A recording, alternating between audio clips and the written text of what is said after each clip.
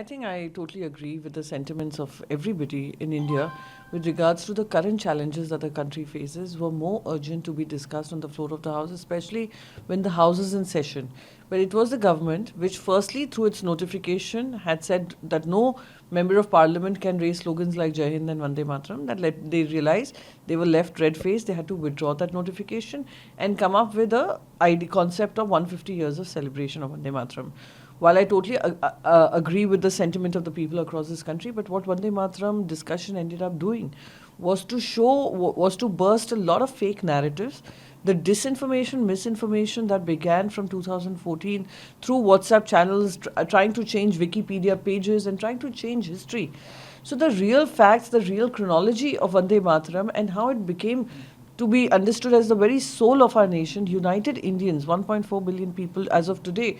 But at that point in time, united Indians across the length and breadth of our geography to fight against the Britishers.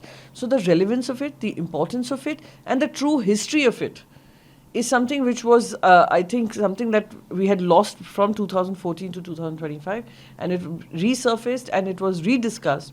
So it becomes important that the generations to come should know the importance of Vande Mataram and the real chronology behind it, not the versions that BJP has been spreading ever since they came to power. So I am totally in agreement that we need SIR was urgent, unemployment crisis, the air pollution, the entire other issues, the SIR issues, the Goa fire tragedy, all of them equally important. And I hope that we can extend some working days of the Parliament and discuss all of it threadbare.